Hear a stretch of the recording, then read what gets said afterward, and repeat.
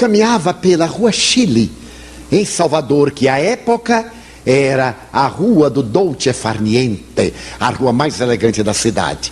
E ia caminhando, quando de repente alguém pareceu sentir-se mal, ia tombar. Eu corri, segurei.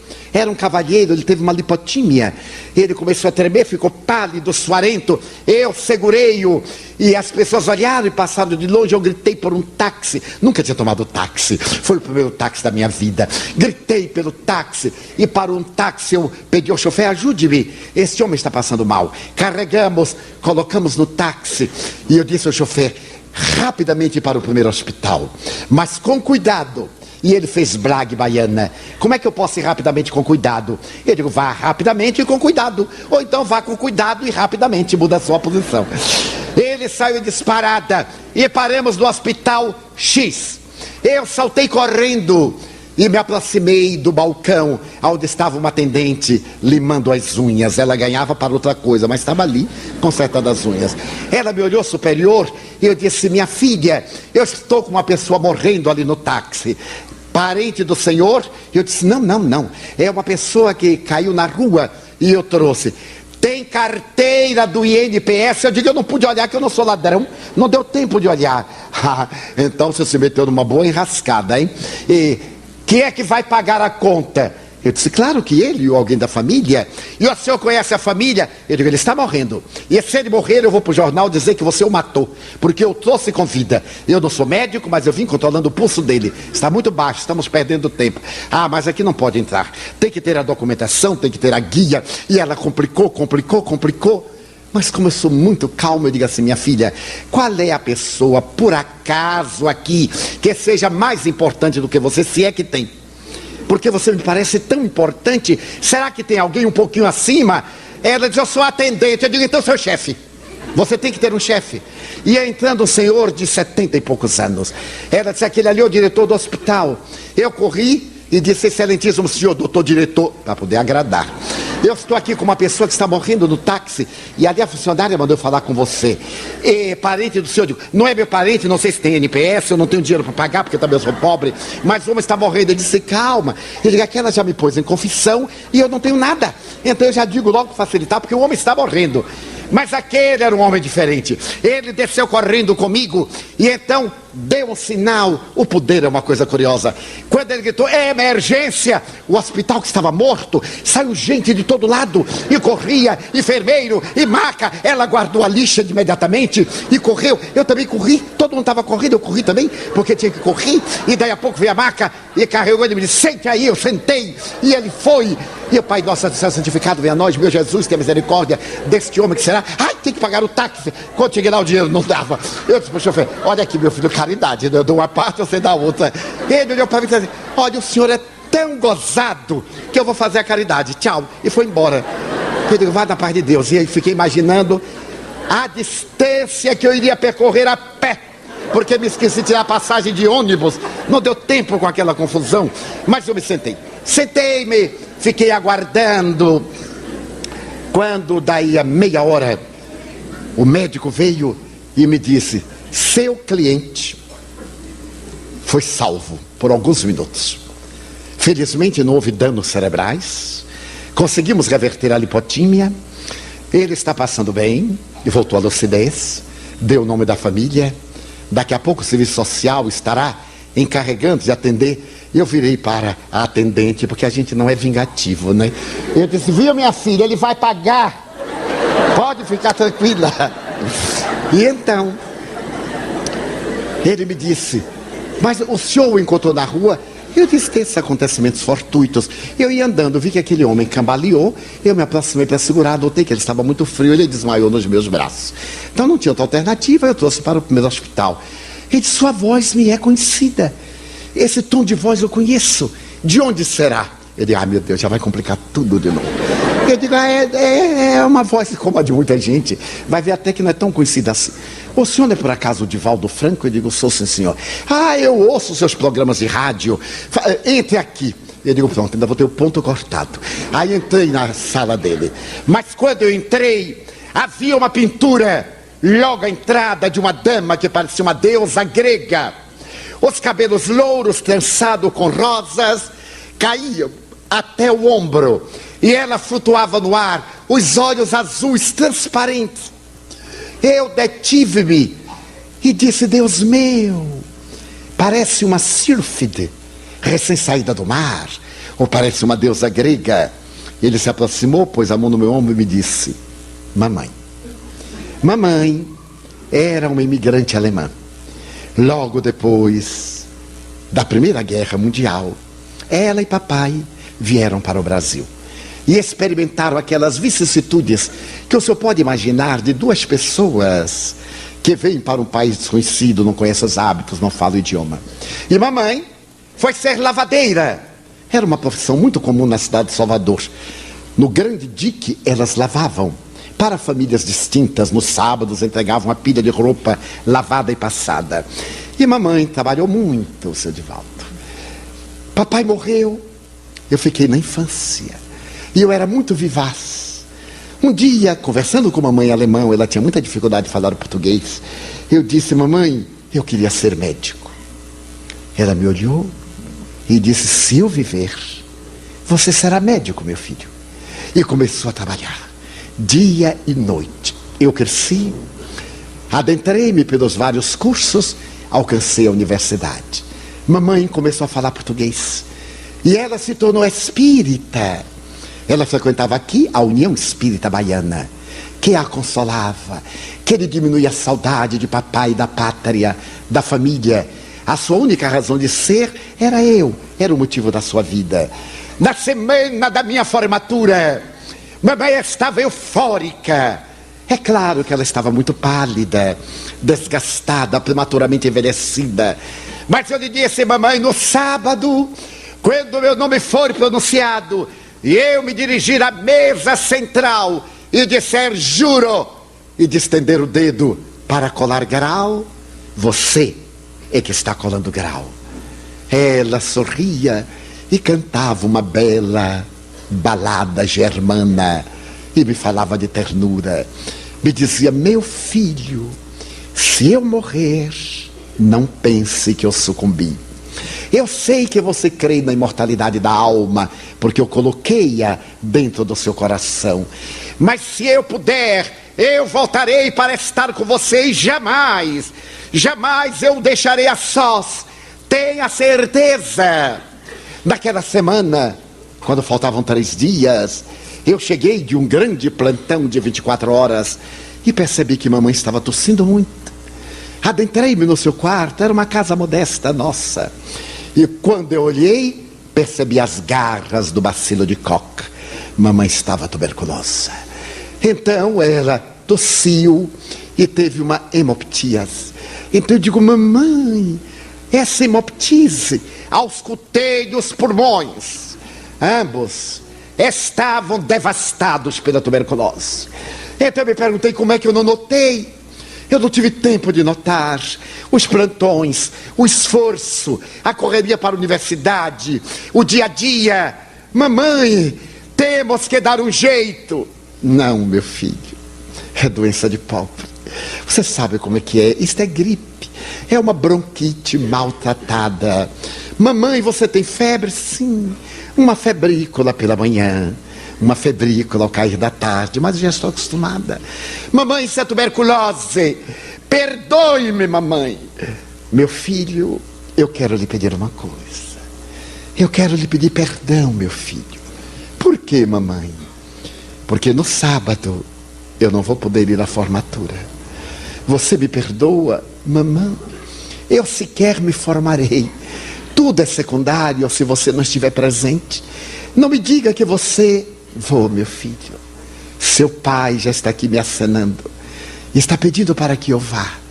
E nós, se eu conseguir a lucidez, no sábado estarei lá, em corpo espiritual, com seu pai. Perdoe-me não ter tido forças para chegar ao nosso grande dia. Você me perdoa, meu filho? Ajoelhei-me, seu Divaldo, e vi que ela foi tomada da dispneia e houve a ruptura e uma hemoptise monstruosa fê-la morrer.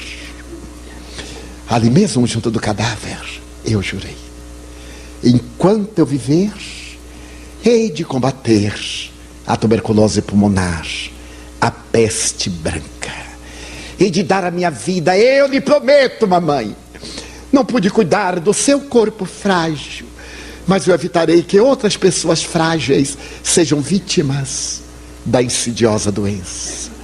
Preparei-a, vesti-a, levei-a ao cemitério, mas não lhe disse adeus. Na hora que a última pá de terra caiu sobre o esquife, até sábado, mamãe, na hora da colação de grau. E no sábado, 48 horas após, um pouco mais, quando me disseram que era a minha vez e me chamaram pelo nome, e o som alemão do meu nome percutiu na sala imensa, eu me aproximei estoico como um conquistador. Ele disse mentalmente: aonde você estiver, receba a honra e a glória deste momento. Mamãe, distendi o dedo. Ele perguntou se eu prometia. Prometo. Jurava com Hipócrates a atender aos doentes, a laborar contra as doenças, a fazer tudo em favor das criaturas. E então eu me fui dedicar ao estudo da tuberculose. Hoje eu sou um dos 10 maiores tisiologistas do mundo. Recomendado pela Unesco, eu faço um trabalho de prevenção da tuberculose para o terceiro mundo. E estou realizando um desenvolvimento de um programa de hospitais para a tuberculose em toda a América Latina, em homenagem à mamãe, essa mulher extraordinária. Agora, por favor, o senhor já me deu tanto tempo, sente-se aqui ao lado na minha mesa. Sentei-me ao lado à sua mesa. Ele abriu uma gaveta e me tirou o Evangelho segundo o Espiritismo e disse: aqui está a minha fonte de consolações, a herança mais preciosa que recebi de minha mãe, depois da sua vida, depois dos seus exemplos. Eu sou também espírita. Este é um hospital de tisiologia.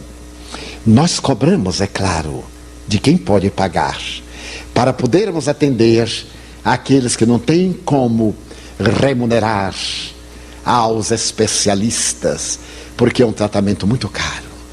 O senhor desculpe a funcionária, desculpe-nos a nós, mas tudo isso em homenagem àquela mulher. Eu saí dali inebriado, com a imagem daquela deusa grega na tela da minha memória, e com a imagem da deusa de Ébano, como se as duas estivessem de mãos dadas, singrando os rios do infinito na direção da imortalidade. 2 mães, 2 filhos, 4 vidas, nossas vidas. Quem é de nós que na longa experiência ou na breve não viveu um tipo de emoção equivalente, correspondente ou com características próximas ou mesmo variadas? Porque a nossa existência corporal é uma luta. Estamos na Terra para desenvolver valores. A Terra não é um inferno nem um vale de lágrimas, tampouco é um oásis ou uma ilha de deleite. É um mundo de provas e de expiações, como denominar os espíritos. Estamos aqui como alunos rebeldes numa escola, repetindo experiências, adquirindo valores para crescer, para progredir. É essa mensagem que o Espiritismo vem dar-nos. Essa doutrina que Allan Kardec brindou ao mundo a partir de 18 de abril de 1857, quando publicou em Paris o Livro dos Espíritos, na livraria Danty, em Palais Royal, na Galeria d'Orléans. Ele teve a ocasião de dizer que o Espiritismo é uma ciência que estuda a origem, a natureza, o destino dos espíritos e as relações que existem entre o mundo corporal e o mundo espiritual.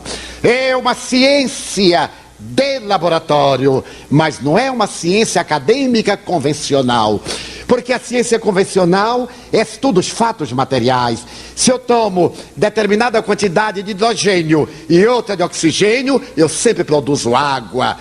Se eu realizar qualquer experiência de laboratório numa sala química, eu reproduzo o mesmo fenômeno na fisiologia, na anatomia comparada.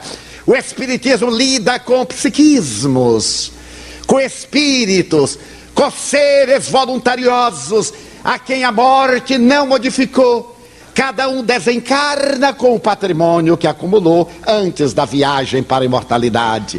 E naturalmente cada qual apresenta as características que lhe exornam a personalidade. É uma ciência, comentou Allan Kardec, de observação. Observa os fatos, cataloga, enumera, comprova em laboratório e marcha ao lado da ciência convencional. Aceita tudo que a ciência comprova, mas não se detém onde a ciência para. Vai além, porque o Espiritismo estuda as causas, enquanto a ciência estuda os efeitos.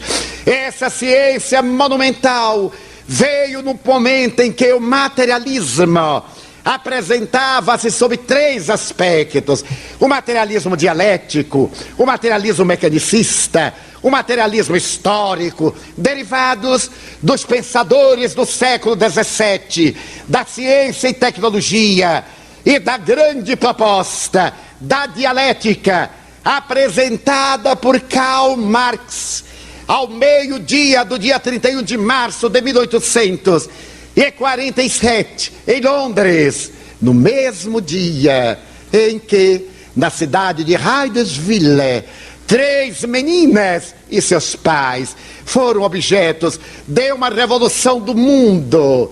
Naquele recuado dia 31 de março de 1848, retificando, elas foram instrumento das comunicações espirituais para provar que ninguém morre. Os fenômenos viajaram, tomaram conta da Europa, e Allan Kardec trouxe-os em uma linguagem de ciência experimental, de pesquisa, conseguindo demonstrar que eles resistem a qualquer critério de análise em laboratório de pesquisa. Mas não é apenas uma ciência. Ao constatar-se que a morte não mata a vida, comprovou-se a causalidade do universo. E o Espiritismo tem uma filosofia de comportamento que se baseia na reencarnação.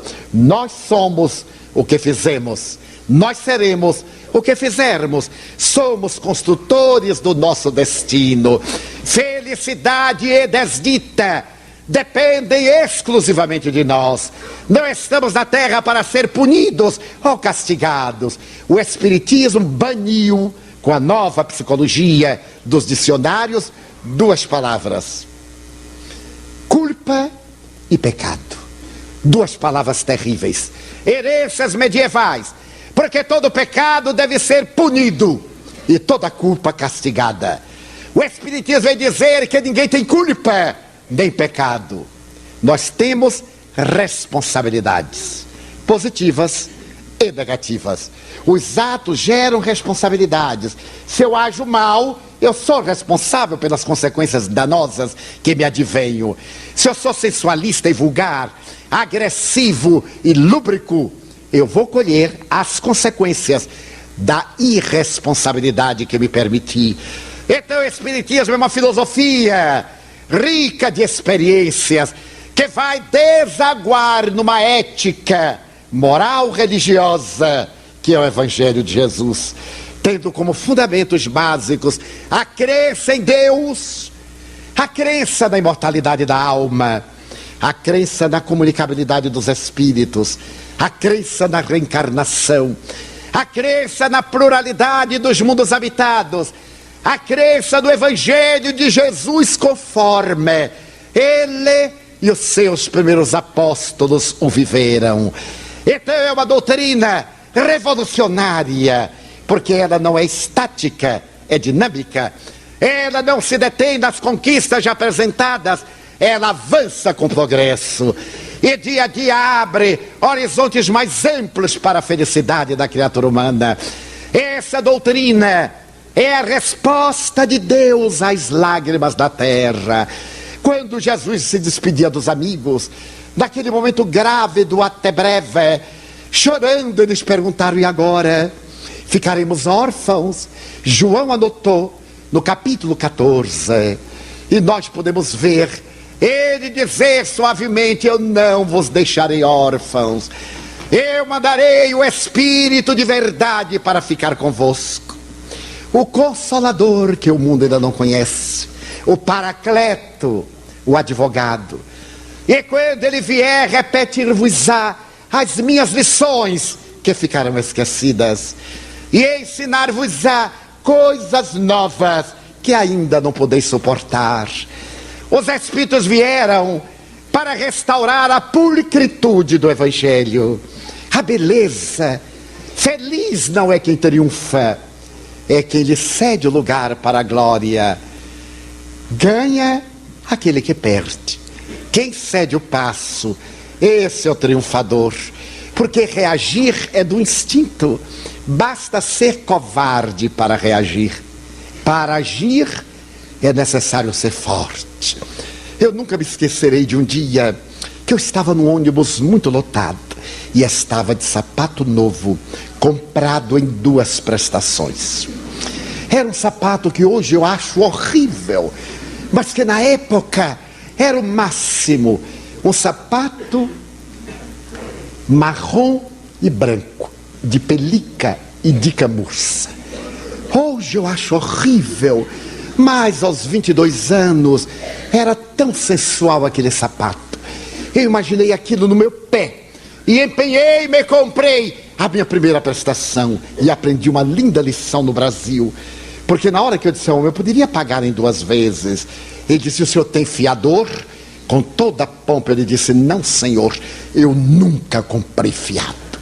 Ele disse: então não tem honra nenhuma, só tem honra quem deve, e a gente vai saber se é bom pagador. Meu pai tinha me dito o contrário: não compre nada, nunca fiado. Felizmente ele já morreu, porque até o Brasil tem calacrado e não paga nunca, nem vai pagar, graças a Deus, não há de pagar. Então eu disse assim: mas como eu tenho que arranjar alguém que sirva de fiador?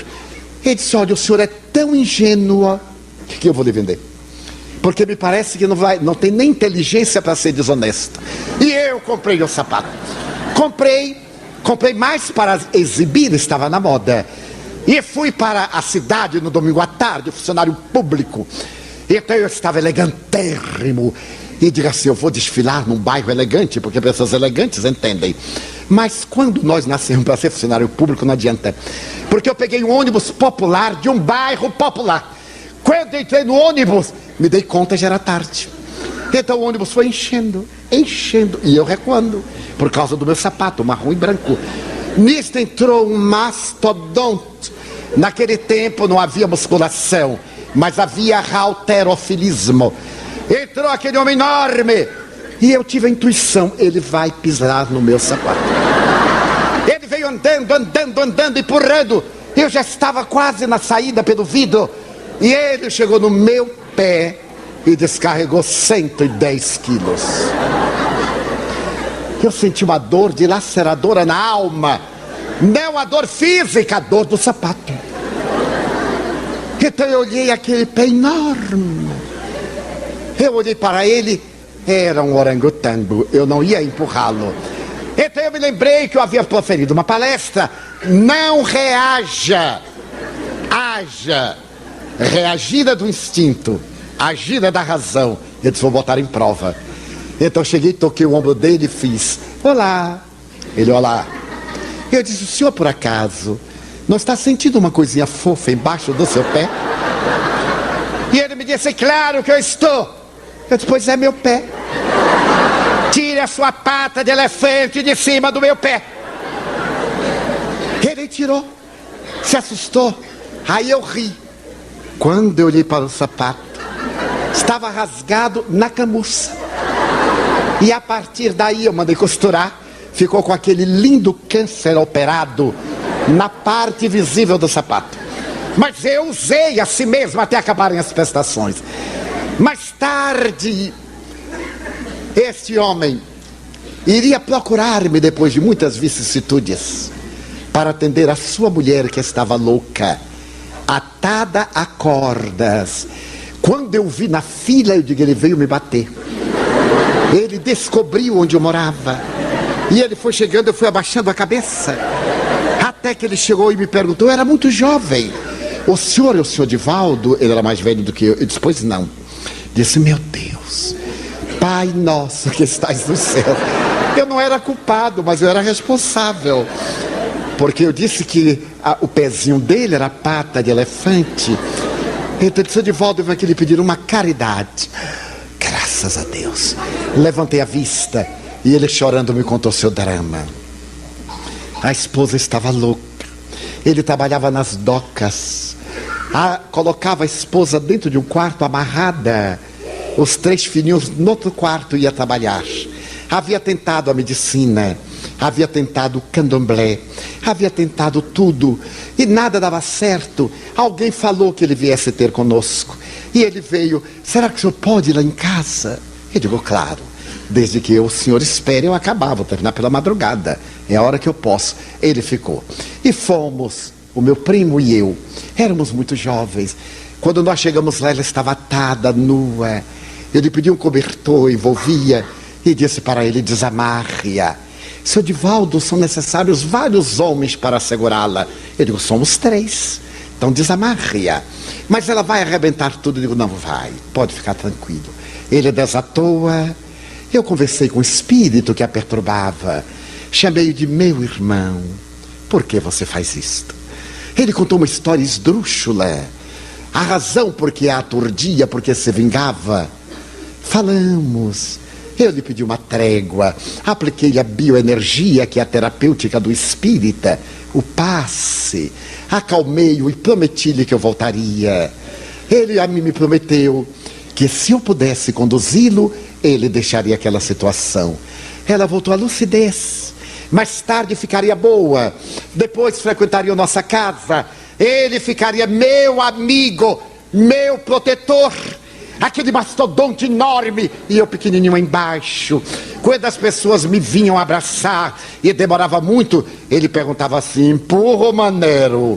Eu digo, deixa, manere, porque tinha uma ternura imensa por mim. Um dia eu lhe perguntei, por que você estava tão agressivo? Você se lembra de um sujeitinho amarelo, antipático, que chamou o seu pé de pata de elefante? E disse, não, senhor. Eu recordei-o, ele disse, eu não me lembro. Eu estava tão louco naquele período, que estava provocando briga para matar ou matarem-me, porque assim eu me via livre da tragédia. Quanto vale agir, ao invés de reagir? Ele desencarnou agora no mês de julho, com 68 anos. Então a doutrina espírita nos trouxe o evangelho, o amor, a terapia do amor. Se alguém não gosta de nós, o problema é da pessoa, não é nosso. Não nos preocupemos. Se alguém nos odeia, pior para ele, que toda hora que nos veja vai ter problema gástrico, porque ele vai se sentir mal. E nós não podemos mudar o nosso rosto. Um dia uma pessoa me disse, mas sua cara é tão antipática. Eu disse, aguente lá, porque eu não posso mudar. Então essa é a que Deus me deu. Essa doutrina fantástica chegou à Terra para nos guiar neste momento grave que nós estamos vivendo. Momento de ansiedade, de sexolatria, de distúrbio, de violência. E o único antídoto à violência é a paz, como dizia Gandhi. Eu não estou contra a violência. Estou realizando uma campanha a favor da não violência. O Espiritismo vem dizer-nos que a morte tão detestada, temida ou displicentemente ignorada, é uma porta que se abre na direção da vida, é um passaporte para uma vida melhor.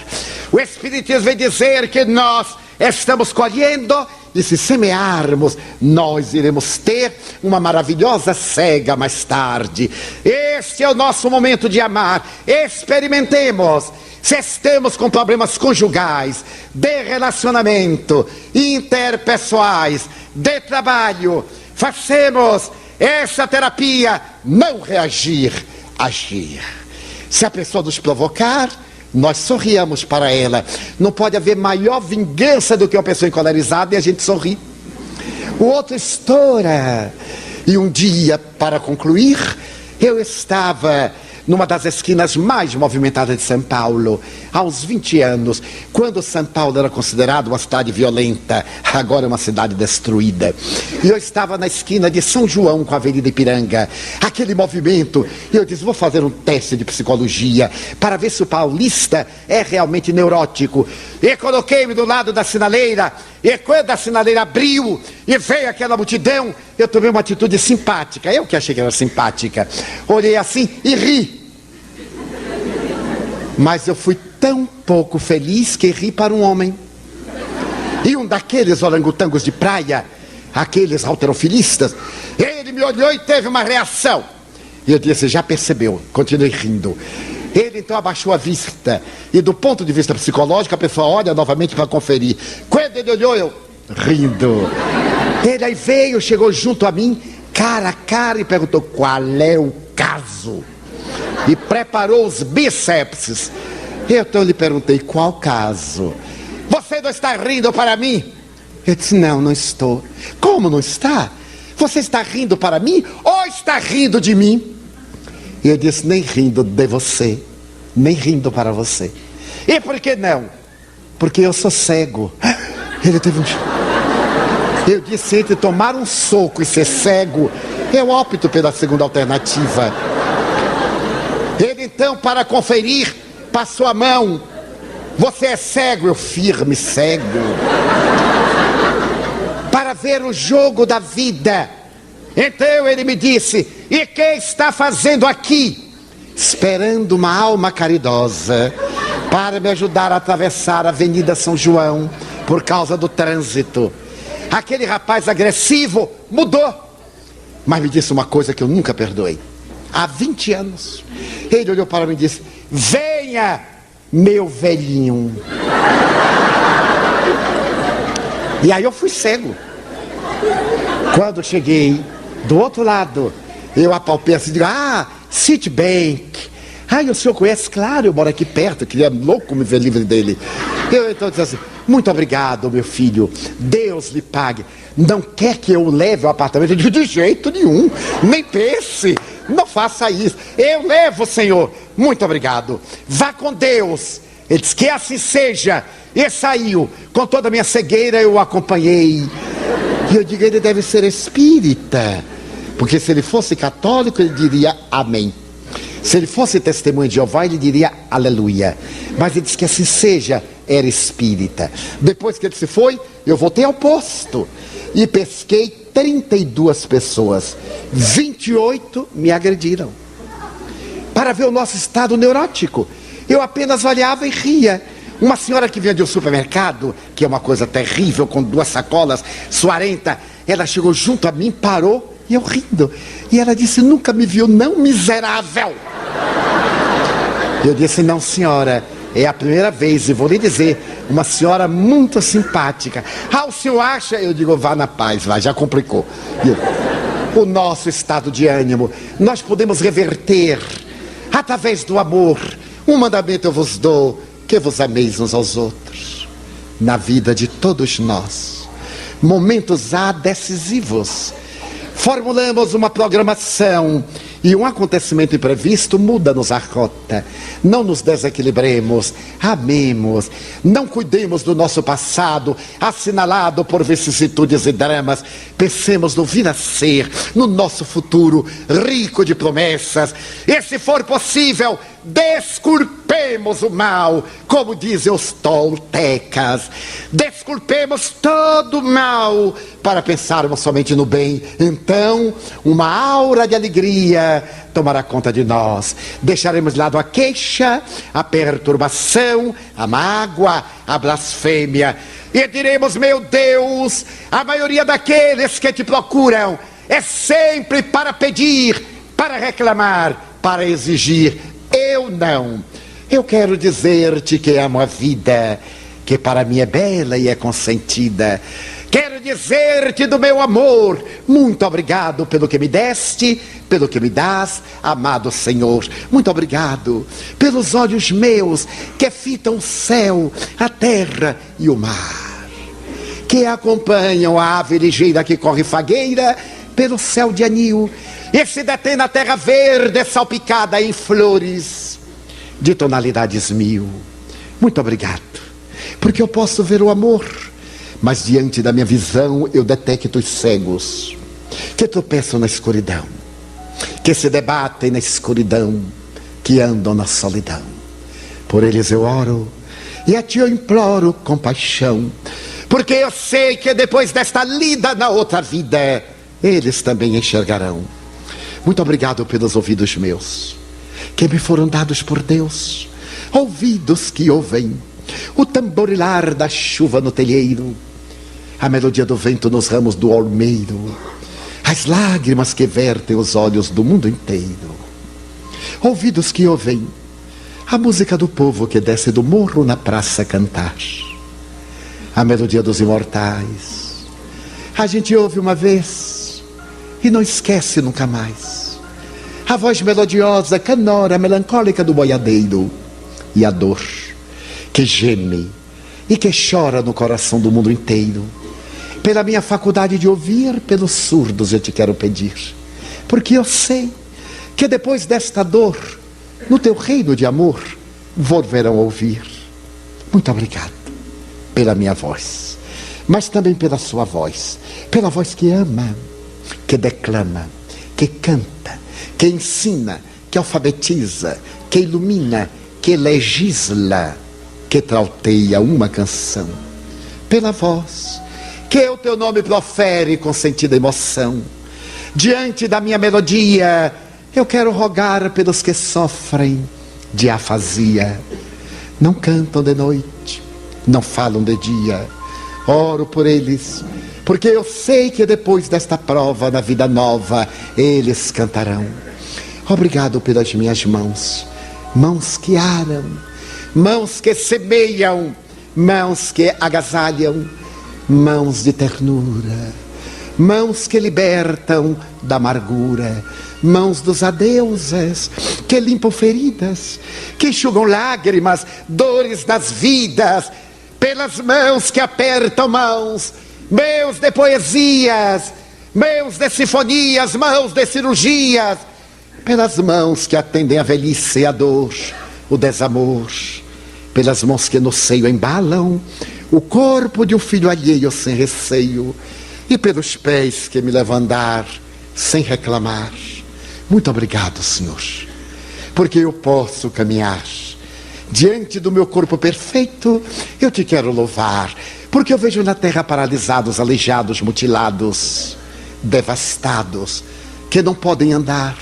Eu oro por eles, porque eu sei que na outra reencarnação, depois desta expiação, eles também bailarão.